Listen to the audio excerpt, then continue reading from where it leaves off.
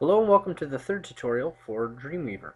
In the last two videos we checked out how to set up our home HTML page here, and today we're going to look at what to do for our spring HTML web page and for our summer one. So if you'll notice, I have all my HTML files here open.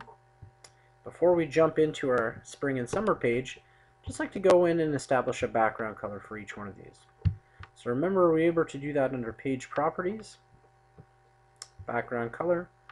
And for the spring one, I'd like you to choose this yellow over here, FFCC00. Let's save that. Go to Summer, Page Properties. This one we're going to change to 66FF00. Go to Fall. Change the fall background color to this orange right here, FF9900. And then our winter page, we're going to use an aqua color for the background.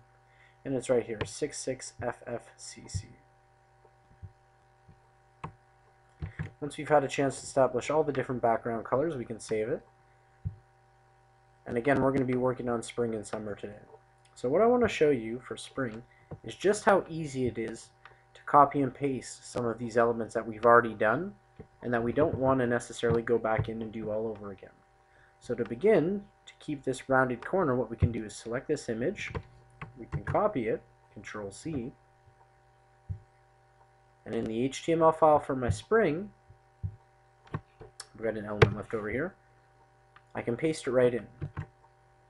It's going to ask you for a description of the image. You can simply put top. And there's the image. Remember that this particular one was set up in the middle here, so center aligned.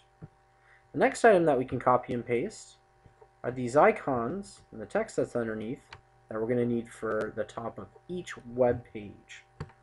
So as long as we have our cursor inside the proper area and we select these two rows, we can copy this information and paste it right below this image. Again, it allows us for a descriptor of the actual images we're putting in. Fall, home, spring, summer, and winter. And if you're wondering how I'm coming up with these names, these are simply the images or the icons that we're having, so they're listed here in the file name. Press OK, it'll paste that information in. And you can actually go ahead and do that for each one of our tabs for the seasons. So we could do this for summer as well.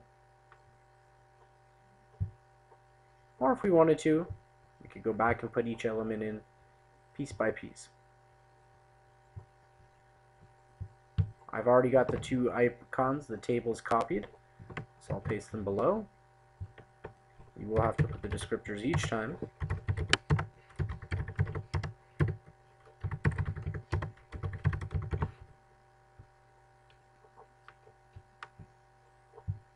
You can do it for fall as well.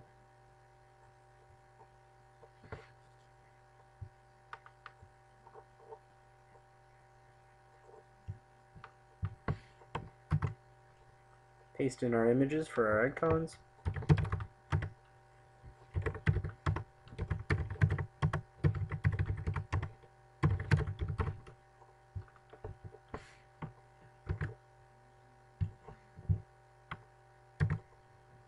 Alright, and then we can do it once again for our final page, winter.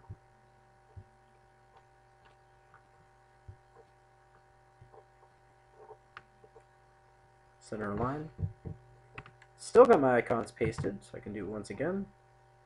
Last time I have to enter the descriptors.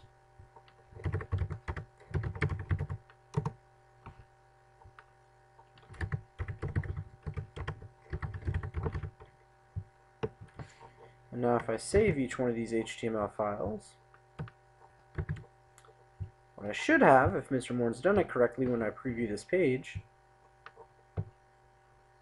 we'll refresh our document.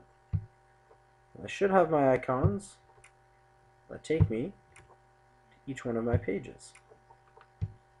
And the only page currently that we added any information to has been our home page. So let's look at what we're going to put on our spring, and then eventually in the next video, what we're going to put in our summer video. So for the next portion of this spring, we're actually going to have to find out the text or the information we're going to have to put in. So if I open up a version that's already done here, we can see what the spring page is going to look like once we have our information in. We've got our titles, some information, 3 little blurbs, and images that go along with each one of those. So if we go back to our Dreamweaver application, here it is. Go back to my spring page. We're going to find out the information we have to put in here. So the first thing that you want to do is make sure that you go onto the O drive and that you open up this document for Seasons text. So it's all the text that you use. Here's what we had on the first page. If I scroll down some, here's the information we're going to use for the spring page. So before I can add my text, I need somewhere to put it. If we take a look once again at the web page, how it's consisted, what's broken down to, it's essentially after these first 2 paragraphs in 2 columns. We've got our text, we've got our images, and we've got 2 columns down here for these. So if we go in, we insert a table, we're going to be looking for 2 columns, and rows, I don't remember exactly how many we need, but let's put 6, and if we have to get rid of some, we certainly can. Change the background color of our table to white. Center align it. And now it's ready for us to go about putting some of our text in. So the first thing we want to do is to merge this title.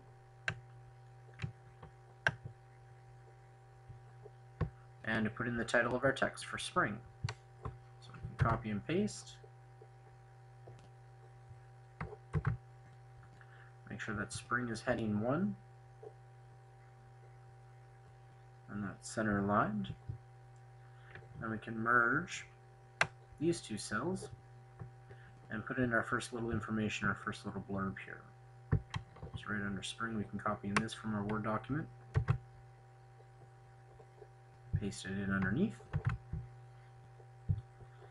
You'll notice that this currently says has spring here, so I have to get rid of that. And we should have paragraph, and our font style, we're actually going to leave it as default font. So we've got our text set up. Now what we're going to do is go in and put in our 3 little blurbs in the next 3 spaces that I have. So we can copy and paste in full bloom.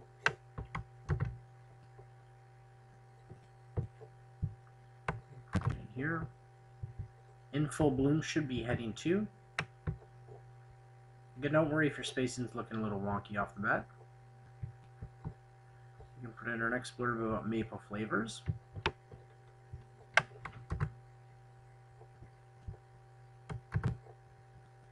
Make sure it's heading 2. Our 3rd little blurb.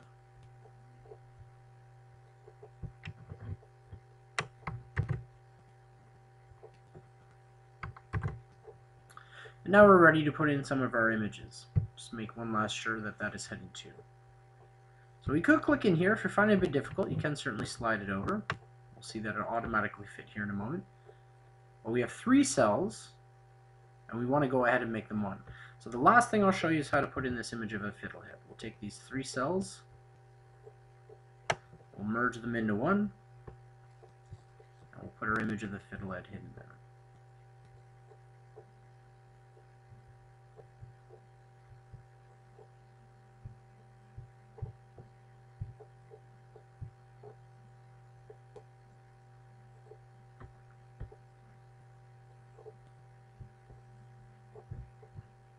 It'll take a moment to save them.